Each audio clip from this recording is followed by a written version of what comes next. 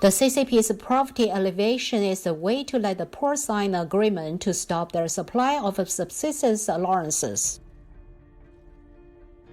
Lack of social security and equal access to education are the root causes of the separation of 96 million children from their parents. The Great Famine in China is imminent.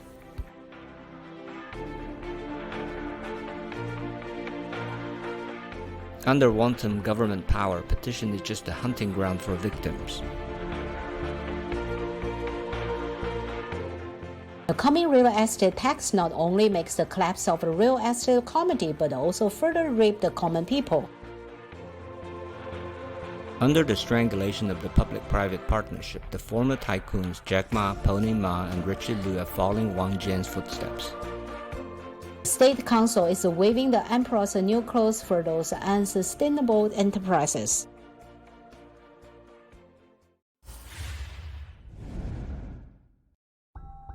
Nine police officers from the Pudong Public Security Bureau set up a temporary party branch in the local community. The CCP's duty is not to control the spread of the epidemic, but to maintain stability and create fear.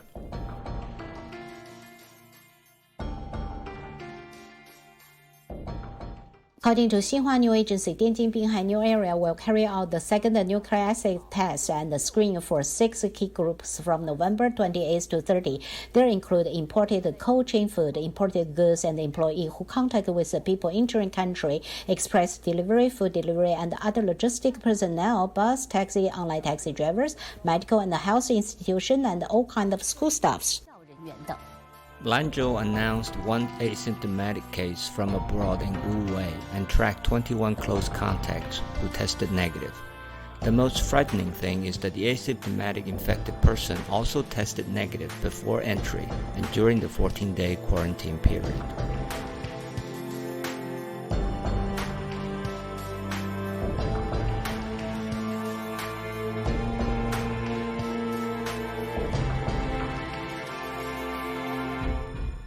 The CCP cannot control the virus. In Chongqing, a foreign employee of a company stayed in a hotel in Chongqing from February 1st to November 26. He was tested positive for CCP-Virus when he arrived in South Korea on November 28th. During this period, how many people did he contact? The CCP-Virus may not be controlled. Staff Holiday in Chongqing said, "We are staying in the hotel. We cannot get in or out now."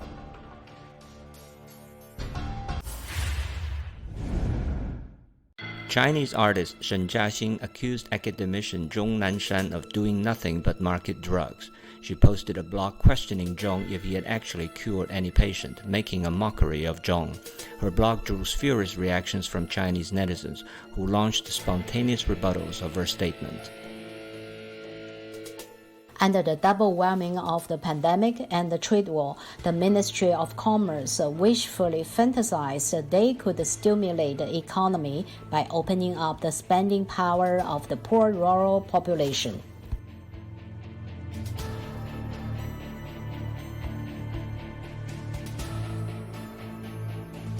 The false claim of eliminating poverty by the CCP's propaganda cannot cover up the reality of poverty among children in remote mountainous areas. Wuhan's Concord Hospital implemented AI surveillance on all patients admitted.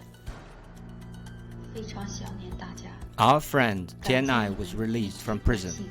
I missed you guys. Thank you for your care and love. I'm grateful for your prayers as I return home alive. It's been 40 days since I returned home, and I'm still in poor health. I often have nightmares, but with your help, I'm confident I can recover as a lively and energetic person. Thank you. Recently, the Standing Committee of the 13th People's Congress of Guangdong passed a regulation to curb food wasting. The rules include restaurants cannot set a spending minimum, live stream eating contests will be punished. Let's find that out together. The regulations clearly stimulate 8 obligations for restaurant owners to stop the waste of food, including the establishment of a chain system to conserve food.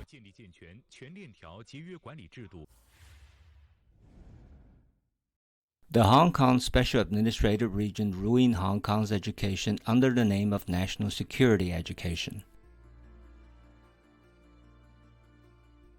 The virus originated from Hong Kong lab and is currently spreading in Hong Kong. Winter is coming to Hong Kong's economy. Realtors are weeping.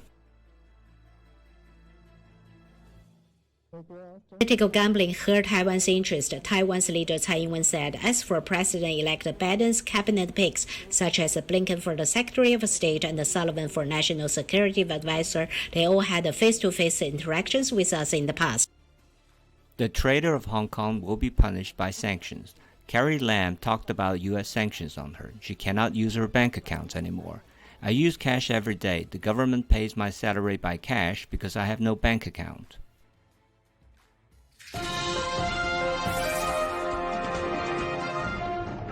Georgia is buying new election machines for the whole state to replace the AccuVote voting machines that we know are insecure. And they are replacing them with another set of machines that are also insecure because they use barcodes, and barcodes can be hacked. The model that is their favorite choice right now is the Dominion ImageCast. The ImageCast X will not permit the voter to overvote a contest, to change What or this cancel does is it's a touchscreen machine. The voter enters their vote, and what is spit out is a paper ballot, and their votes are encoded as barcodes. The vote itself is in that barcode. No humans I know can read barcode very well. And it's that vote that is then put into a scanner and counted. It is, again, putting a computer between the voter and his ballot. Putting a computer between a voter and his ballot is going to make sure that you don't have an auditable, reliable election. So even though the election officials in Georgia are paying lip service to the fact they now have a paper trail, they are creating a paper trail that in fact can't actually be audited. Just 2 short years ago, the liberal social media outfit Now This sounded the alarm over vulnerable voting machines with a video showing that, quote, a hacker only needs 1 minute to change election results in 24 states. Twitter didn't censor that or label it. Now they just pretend it doesn't exist. The serial console in the back gives us a root shell. That means you have control of the machine. Have full control of that, and then we can change the results of what it's scanning. This is the way that you get data in and out of the operating system that runs on this machine. My computer is connected to the machine. This is a serial cable, and it's connected to the back of the machine. You take off the back of the machine, and there's a serial port, and that gives us full root access with no password. There's no security subsystem on this one. Nope, there's no password on it. With this kind of access, you could rewrite the code that's running on there and get it to count votes in whatever way you wanted. You would do this in advance of election night and then wait for the results to come in. You could control the election results. Either way, as long as I had physical access to either plug something in or take off the back and plug something in there. But you just need that access briefly. Once, yes, very briefly. About how long? If you had this all prepped and ready to go, a minute. A minute. 3 companies implicated in worldwide election meddling scandals are intertwined through a labyrinth of shell companies: Dominion, Smartmatic, and Sequoia. Dominion Voting Systems manufactures both election hardware and software with headquarters in Toronto, Canada, and Denver, Colorado.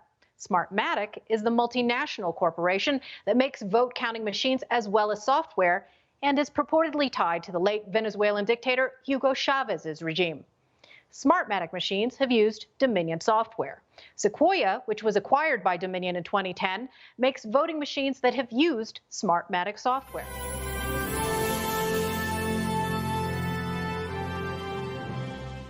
Here to help answer that question is one of the lead members of President Trump's legal team, our friend Jenna Ellis. Jenna, welcome back to the program.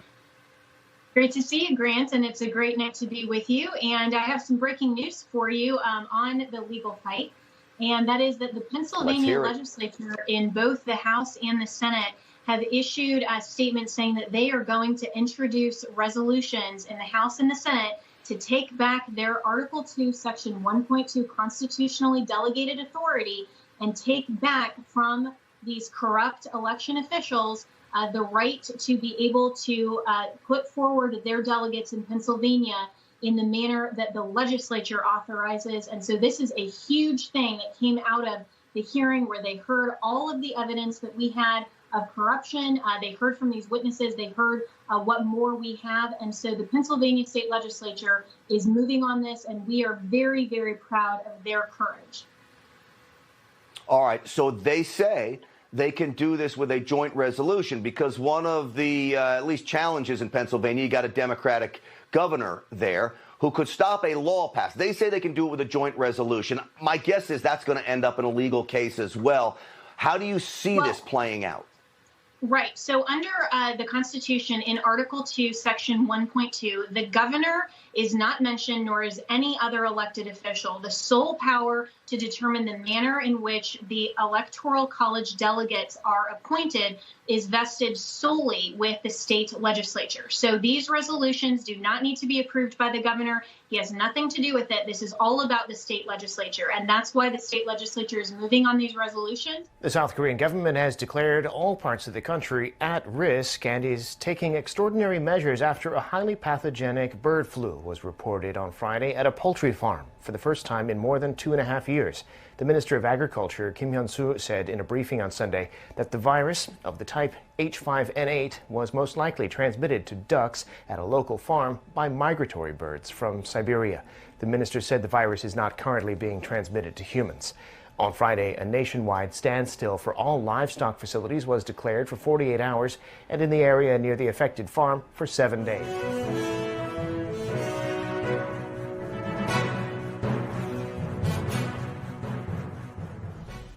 Welcome back to the War Room on the John Fredericks Radio Network, on Real America's Voice, on Newsmax TV, on G News, GTV, and Mandarin throughout the world. Also with a podcast that has over 21 million downloads, one of the top podcasts in the country, and I think number 30 in the entire world. I want to thank everybody, our distribution partners, particularly the guys today in Denver and in Richmond that are helping us over this holiday weekend to put this on day after Thanksgiving, Black Friday. We're now going to bring on Mayor Giuliani, but I got something. The engine room of the War Room continues to work 24/7. Just sent me a very interesting tweet from Mel Q. Per the President Trump's executive order from 9/12/18, if Biden's fake transition team accepts federal dollars from GSA while knowingly involved in voter fraud, any person associated with this transition can be considered a co-conspirator. Remember, this is all a faux. This is a faux presidency, a faux president-elect. This is all nonsense. Donald Trump won a resounding victory on game day. That would be November 3rd. Our next guest, Rudy Giuliani, is the man in charge of securing that victory and making sure it is not stolen from the American people. We now bring in America's mayor, Rudy Giuliani. Jack Posobiec, my wingman from One America, has been kind enough to come to the War Room today. So, Mayor Giuliani, the mainstream media, once again, is dancing on your grave, which they do every 24 hours, right? This is why you're resurgent. You're the ultimate honey badger. You do not care. You just keep going forward. They're dancing on your grave now because of the Third Circuit. Walk us through why they're wrong. This is not a catastrophic defeat. No, actually, it actually helps us because it gives us another vehicle to the Supreme Court. Far better that they decided it quickly than they took 4 weeks and even came out our way. So the reality is, I don't think people understand the strategy. The strategy is to get to the Supreme Court with 3 or 4 different types of claims, all of which come to the conclusion that this election was systemically fraudulent. What I mean by that was it wasn't in 1 state or 2 or 3. It was in 6 or 7 of the most important states and isolated to the crooked Democratic cities in those states. And they were always counting on this new method of mail-in voting, which had been resisted for 20 years because it's so prone to fraud. And they knew exactly what they could do with it. So basically, they were ready to wipe out almost any margin that he had. And, had we been on the old system, they couldn't have wiped out some of these margins. There wasn't enough room in the absentee ballots, only 400,000. But when you have 2.5 million, 3 million, you can wipe out a big lead. You do it a couple of ways. You print extra ballots, or you quadruple count the ballot. You take the ballot and you put it in the machine 4 or 5 times.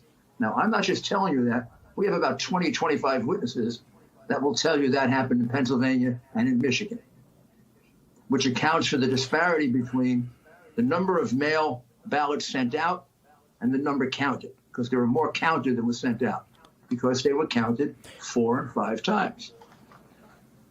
Unbelievable fraud. Unbelievable. It happened in 6 or 7 different states. It was orchestrated by someone because they did it all the same way. And they were very confident that they could make up almost any lead that he had. Okay, I want to get back to the 3 or 4 different strategies to get to the Supreme Court and do it expeditiously. Here, I think, is what would be helpful for the audience. The mainstream media said this is all baseless, it's made up, there's nothing here. They call it baseless charges. It's President Trump's baseless charges, his baseless charges. At Gettysburg the other day, you presented witnesses that showed it certainly wasn't baseless. Now, you may argue on the details, but this is certainly not baseless. There is a basis here to go forward and to argue this and to be cross-examined in a court or to be crossed at a hearing by a state legislator. Here's the question. If your evidence is so overwhelming and so big, and this is such a vast scandal, why is it that Republican legislators in Pennsylvania and in Arizona, you've got a thing scheduled for Monday in Arizona, which sounds great, but it's at a Hyatt Regency with a selected group of Republicans. Where are, like, the Republican governor of Georgia? Where's the Republican legislature in Pennsylvania, and where is it? And where's the governor Ducey in the legislature in Arizona? Why are they not saying, they're going, Rudy's right, this is overwhelming, we want to see what he's got for our state, let's call a special session and do this? Well, I mean, a couple of reasons. First of all, if you want to give them the benefit of the doubt, they haven't really read beyond. I don't. No, I'm not going to give them the benefit of that. We're in war. What are you talking about? The whole republic's here. What are they doing? What else do they get? They're politicians. What else they got going? No, Rudy, I do not want to give them the benefit of the doubt. So let's start over. So go ahead. Without giving them the benefit of the doubt, okay. What's your next one? I don't think Ducey ever really was allied with the president. He's extremely unpopular in his state. He got elected by a 17% margin, but he hardly gets any applause when he comes out. And I don't know what he's got for the president, but he certainly isn't an ally. But the worst part of it is, if he doesn't embrace this, he'll be finished in the Republican Party. Look, this is an attack. But listen, we don't need allies. What we need is guys who just want to stand up for the rule of law. What we need is governors. The right thing, by the way.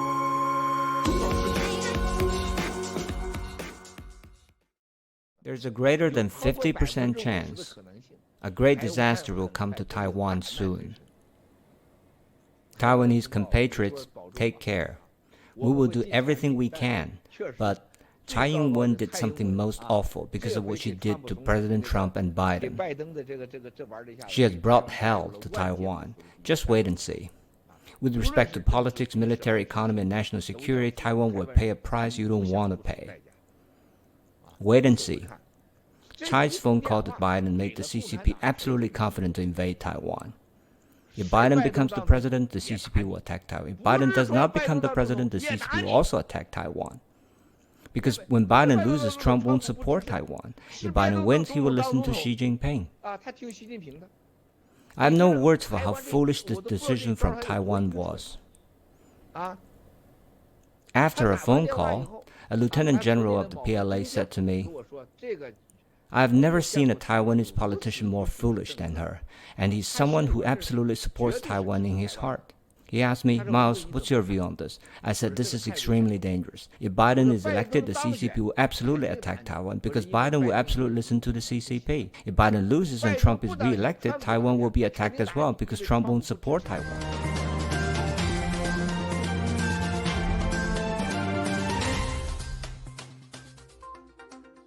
India has recorded 9.35 million COVID-19 infections, second only to the United States.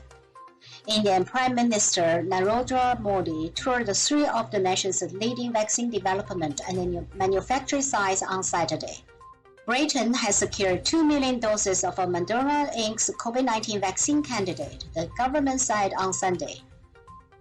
South Korea announced strict social distancing as COVID-19 spread continues. 30% of Malaysians are expected to be vaccinated against COVID-19 next year. North Korea hackers are suspected of targeting vaccine maker AstraZeneca in cyber attack, Reuters reports. The Federal Aviation Administration says it has supported the first mass air shipment of COVID-19 vaccine.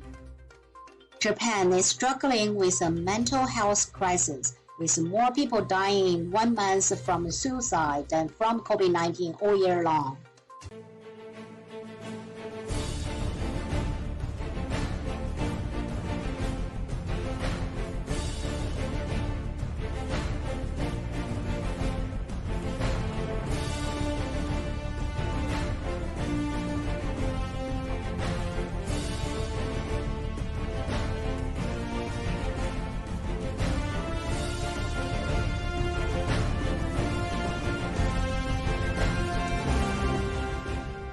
Dear mama, are you okay over there?